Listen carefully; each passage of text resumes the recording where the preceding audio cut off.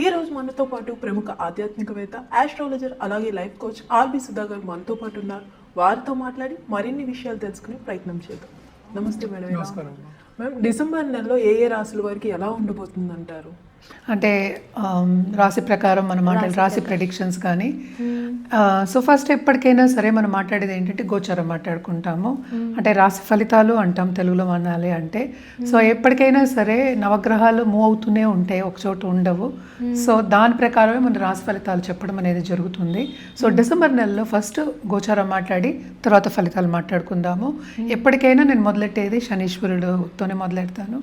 So last month 28వ తారీఖు అంటే November 28వ తారీఖు ఆయన రిట్రోగ్రేషన్ అంటే వక్రగతి పోయి డైరెక్ట్ అయ్యారనమాట.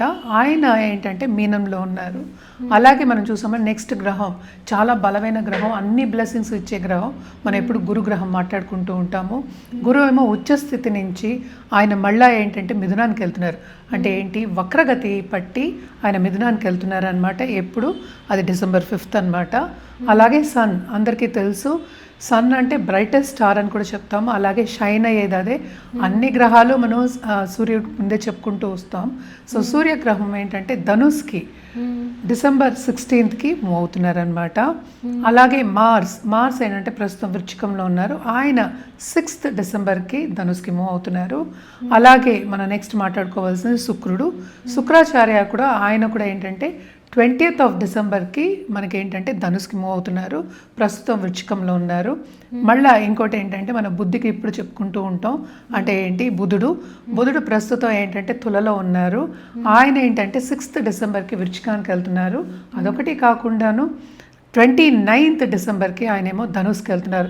సో చాలా కూటమి, అంటే 4 గ్రహాల కూటమి towards end of this month, అంటే డిసెంబర్ నెలలో towards end of this month జరగబోతోంది.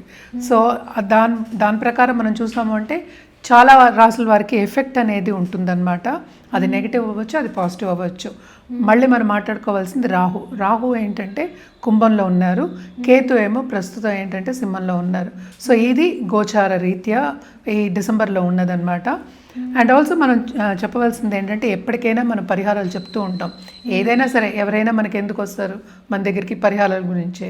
సో పరిహారాలు చెప్పాలి అంటే మన కార్తీక మాసం కూడా ఇప్పుడు ఆల్మోస్ట్ కంప్లీట్ అయిపోయింది. సో మన కార్తీక మాసంలో కూడా రుద్రాక్ష ఇవ్వడం జరుగుతుంది, అలాగే జెమ్ స్టోన్స్ ఇవ్వడం జరుగుతుంది. అలాగే ఏంటంటే వాళ్ళ జాతక రీత్యా అంటే పూజలు కానీ లేకపోతే ఒక జపాలు కానీ లేకపోతే హోమాలు కానీ చేయమని చెప్పడం జరుగుతుంది. సో అందరికీ ఇంకోటి ఏంటంటే శనిగ్రహం చాలా ఇబ్బంది పెడతారు అనేది అందరికీ ఒక అపోహ అనొచ్చు, లేకపోతే అది కంప్లీట్గా ట్రూత్ కాదు. ఎందుకంటే ఏదైనా జాతక పరిశీలన చేయవలసిందే. సో శనిగ్రహం అంటే మనకి ఇప్పుడు ప్రస్తుతం మీనంలో ఉన్నారు. సో ఎవరెవరికి ఏలినట్స్ అని ఉందంటే మీనరాశి వాళ్ళకి, కుంభరాశి వాళ్ళకి, అలాగే ఏంటంటే మేషరాశి వాళ్ళకి అన్నమాట. అలాగే మనం చూసాము అంటే అష్టమ శని అంటే సింహరాశి వాళ్ళకి అష్టమ శని జరుగుతోంది, ధనుర్రాశి వాళ్ళకి అర్ధాష్టమ శని జరుగుతోంది. సో ఎందుకని ఇది మాట్లాడుకుంటామంటే బికాజ్ శనిగ్రహం ఒక రాశిలోనే 2.5 ఏళ్ళు ఉంటుంది. అండ్ ఆల్సో కొంతవరకు ఇబ్బంది పెట్టడం అనేది జరుగుతుంది. దేంట్లో ఇబ్బంది పెట్టడం అంటే ఎక్కువ ఫైనాన్షియల్ మ్యాటర్స్, అలాగే ఏంటి కుటుంబ పరంగా అంటే రిలేషన్షిప్స్, ఇవన్నీ కొంతవరకు ప్రాబ్లమ్స్ వచ్చే ఛాన్సెస్ ఉంటాయి. సో అందుకనే శనిగ్రహం మీద ఎక్కువ కాన్సన్ట్రేట్ చేస్తూ ఉంటారు. కానీ ఏదైనప్పటికీను మనం పరిహారాలు ఫస్ట్ చేయాలి. అదొకటి కాకుండా జాతక రీత్యా పరిహారాలు చేయడం అనేది వెరీ వెరీ ఇంపార్టెంట్. అందుకనే నేను చెప్పింది, రుద్రాక్షలో కూడా నేను చాలా రీసెర్చ్ చేసి పెట్టున్నా. సో ఏ రాశి వాళ్ళకి ఏది వేసుకోవాలి, ఏ ముక్కి వేసుకోవాలి అనేది కూడా చెప్పడం జరుగుతుంది. ఏదైనా సరే మనం మాట్లాడేది ఏంటంటే మనకు రాశి వారిగా మాట్లాడుతున్నాము అంటే ఒక ఆస్పెక్టే తీసుకుంటున్నాం. ఇంకా నవగ్రహాలు ఉన్నాయి అంటే రాశి అంటే చంద్రుడు ఎక్కడ ఉంటే అది రాశి. సో రాశి వారిగా మాట్లాడుతున్నాం. కానీ మొత్తం జాతకం పరిశీలించిన తర్వాత దశా విశేషాలు చూసుకున్న తర్వాతే ఒక పరిహారం ఇవ్వడం అనేది జరుగుతుంది. సో జనరల్ పరిహారాలు అంటే ఎప్పటికైనా సరే దేవి పూజలు చేయమని చెప్తాం, శక్తి పూజలు. సో శక్తి లేకుండా ఏమీ లేదు. సో అన్నిటికీ మనకి శక్తి కావాలి కనుక తప్పక శక్తి పూజలు చేసేవాళ్ళు, అమ్మవారి పూజలు చేసేవాళ్ళు కంటిన్యూ చేయండి. అండ్ ఆల్సో ఎవరైనా స్టార్ట్ చేయాలనుకుంటే కూడా ఫస్ట్ లలితా సహస్రనామం రోజు పఠించడం, అట్లీస్ట్ ఒకసారి పఠించడం మొదలెడితే కనుక నెమ్మదిగా అదేంటంటే పాజిటివ్ దారిలో తీసుకెళ్తుంది అనమాట. మేడం, ఈ డిసెంబర్ నెలలో కుంభరాశి వారికి ఎలా ఉండబోతుంది అంటారు? కుంభరాశి వాళ్ళకి కూడా చాలా బాగుంటుందని చెప్పాలి. ఎస్పెషలీ వీళ్ళు ఏంటంటే రియల్ ఎస్టేట్ రంగంలో ఉన్న వాళ్ళకి కానీ, ల్యాండెడ్ ప్రాపర్టీస్ దాంట్లో ఉన్న వాళ్ళకి కానీ చాలా బాగుంటుంది. 7th లార్డ్ అంటే ఏంటంటే పార్ట్నర్షిప్ బిజినెస్లో ఉన్న వాళ్ళకి చాలా చాలా బాగుంటుంది. ఎక్స్ట్రా పార్ట్నర్స్ వచ్చే ఛాన్సెస్, ఇంకా ఏంటి బిజినెస్ విస్తరించే ఛాన్సెస్ ఎక్కువ కనిపిస్తున్నాయి అన్నమాట. ఎస్పెషలీ గవర్నమెంట్తో పనిచేసే వాళ్ళకి కానీ, గవర్నమెంట్ కాంట్రాక్ట్స్ తీసుకున్న వాళ్ళకి కానీ ఏ పనైనా తొందరగా ఈజీగా అయిపోయే ఛాన్సెస్ మనకి కనిపిస్తున్నాయి. ఎందుకంటే 7th లార్డ్ 11th పడ్డాడు. సో ఇది కూడా చాలా ప్లస్ పాయింట్ అనమాట. అలాగే కొత్తగా పెళ్లి కావాలి అనుకున్న వాళ్ళందరూ ఇప్పుడు చాలా రోజుల నుంచి వెతుకుతున్నాము, మనకి మంచి సంబంధాలు కుదరట్లేదు అన్న వాళ్ళందరికీ కూడా చాలా బాగుంటుంది. ఎందుకంటే జూపిటర్ చూప్ అనేది ఉందన్నమాట. సో తప్పక వీళ్ళకి చాలా బాగుంటుంది. బ్లెస్సింగ్స్ ఉన్నాయి, పెద్దవాళ్ళ బ్లెస్సింగ్స్ ఉన్నాయి, బాగుంటుంది ఈ నెల అంతా అని చెప్పాలి. కానీ ఇక్కడ జాగ్రత్త చెప్పాలి, ఎందుకంటే ఏలినాట్స్ అని ప్రభావం ఉంటుంది. సో కొత్తగా పెళ్ళైన వాళ్ళకి కానీ, లేకపోతే దాంపత్య జీవితంలో చాలా రోజులు అంటే కలిసి నడిచే వాళ్ళకి కానీ కొన్ని ఇబ్బందులు వచ్చే ఛాన్సెస్ మనకి కనిపిస్తున్నాయి. ఎస్పెషల్లీ పిల్లల్ని కనిపెట్టుకుంటూ ఉండాలి, టెన్షన్లు పడకుండాను తొందరపాటు నిర్ణయాలు తీసుకోకుండా ఉండడం అనేది ఉత్తమం అన్నమాట. అదొకటి కాకుండాను అంటే ముక్కు మీద కోపం ఉండకూడదు మనం చెప్పేది. అంటే నోరు పారేసుకుంటే మనం తీసుకోలేము కదా. సో అది కొంతవరకు జాగ్రత్తగా ఉండాలి. అదొకటి కాకుండా కూడానే రాహు ఉన్నాడు కనుక ఈ రాశిలోనే వీళ్ళకి డబ్బు వచ్చే సూచనలు కనిపిస్తున్నాయి, కానీ సడన్గా డబ్బు వచ్చే సూచనలు కనిపిస్తున్నాయి. బట్ ఏంటంటే హెల్త్ రీత్యా కొంచెం సెన్సిటివ్ అయ్యే ఛాన్సెస్ మనకి కనిపిస్తున్నాయి అన్నమాట.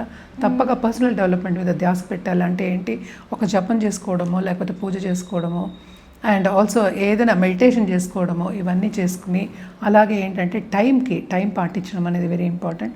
టైంకి భోజనం చేయడం కానీ, ఒక పద్ధతిగా చేయడం, ఒక ఎక్సర్సైజ్ చేయడం కానీ, ఇవన్నీ చేస్తుంటే చాలా మంచిదన్నమాట. హెల్త్ అనేది ఏంటంటే ఎప్పటికైనా కాపాడుకుంటూ రావాలి కనుక వీళ్ళకి మోస్ట్ ఇంపార్టెంట్ హెల్త్ రీత్యా ప్రాబ్లమ్స్ రాకుండా ఉండాలి అంటే పర్సనల్ డెవలప్మెంట్ ధ్యాస పెట్టాలన్నమాట.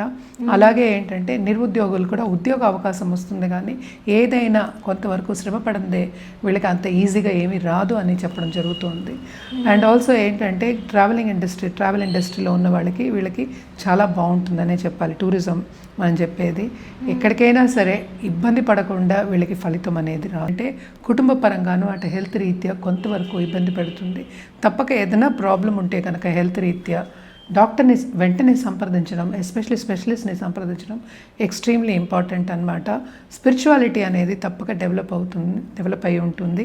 ఆల్రెడీ అలాంటి సబ్జెక్ట్స్ మీద వీళ్ళకి మక్కువ చూపించి ఆ దిశగా నడవడం కానీ నేర్చుకోవడం కానీ మనకి ఎక్కువ కనిపిస్తోంది. తప్పక ఏంటంటే ఒక గురువు కింద వెళ్ళడం, గురువు అన్న నేను స్పిరిచువల్ డెవలప్మెంట్ అంటే ఏంటి, సబ్జెక్ట్స్ చదువుకోవడం, అలాగే గుళ్ళకి వెళ్ళడం, అంటే అలాంటి స్పిరిచువల్ ప్లేసెస్కి వెళ్ళడం, సందర్శించడం, వాళ్ళ బ్లెస్సింగ్స్ తీసుకోవడం అనేది మనకి ఎక్కువ కనిపిస్తుంది అన్నమాట. మరి వీళ్ళు ఎటువంటి పరిహారాలు చేస్తే మంచిదంటారు? తప్పక శనికి దానం ఇవ్వడం అనేది వెరీ వెరీ ఇంపార్టెంట్. అంటే శని దానం అంటే ఏం చేయాలి, ఫస్ట్ ఏంటంటే ఒక నల్ల గుడ్డలో ఏమన్నా నల్ల నువ్వులు, నల్ల మేకు, గొడుగు ఇలాంటివన్నీ ఇవ్వచ్చు. అలాగే ఏంటంటే తైలంతో అభిషేకం చేయడం, శనికి అభిషేకం చేయడం అనేది కూడా శనివారం చాలా మంచిది. అది చేయని పక్షాన్ని తప్పక తైల దీపం అట్లీస్ట్ గుడికెళ్ళి వెలిగించరండి సో అనేది సూచన వీళ్ళకి. అదొకటి కాకుండా శనికి సర్వీస్ అంటే చాలా ఇష్టం. తప్పక ఏంటంటే వృద్ధాశ్రమంకి వెళ్ళి అన్నదానం చేయడం కానీ, పెద్దవాళ్ళ బ్లెస్సింగ్స్ తీసుకోవడం కానీ చాలా మంచిదన్నమాట. ఎటువంటి రుద్రాక్ష ధరిస్తే మంచిదంటారు? వీళ్ళు కూడా ఎప్పటికైనా సరే మనం చతుర్ముఖి చెప్పచ్చు, అలాగే ఏంటంటే అష్టముఖి, ఇవి రెండు చెప్తూ ఉంటాం అన్నమాట. దాంతోపాటు చతుర్దశిముఖి 14 అని చెప్తూ ఉంటాము. ఇవి 3 ధరించవచ్చు వీళ్ళు. ఏదైనా సరే జాతక రీత్యా చెప్పడం అనేది మనకి ఏంటంటే ఇంకా స్పెసిఫిక్గా ఉంటుంది. వాళ్ళకి కూడా ఏంటంటే వాళ్ళకి పని కావాలి, ఏం పని అవ్వాలి అంటే అది ఈజీగా అవుతుంది. వాళ్ళు పెట్టుకున్న గోల్కి కూడా ఈజీగా సాధించగలరు అనమాట.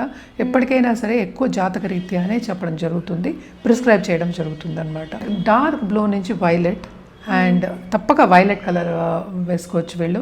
దాంతోపాటు కొంతవరకు ఏంటంటే గ్రేష్ కలర్స్ ఏవైనా సరే కాంబినేషన్స్ వేసుకుని, దాంతోపాటు మనకి ఆరెంజ్ షేడ్ చాలా బాగుంటుంది అనమాట. ఇవి 3 ధరించవచ్చు. కానీ ఎవ్రీ సాటర్డే కనుక తప్పక వీళ్ళు ఏంటంటే డార్క్ బ్లూ కానీ వైలెట్ కానీ, డార్క్ బ్లూ నుంచి వైలెట్ షేడ్ కానీ ధరించవచ్చు. ఎందుకంటే ఇప్పుడు అన్ని షేడింగ్స్లోనే వస్తున్నాయి మనకి, సో ఇది ధరించవచ్చు అనమాట, చాలా బాగుంటుంది.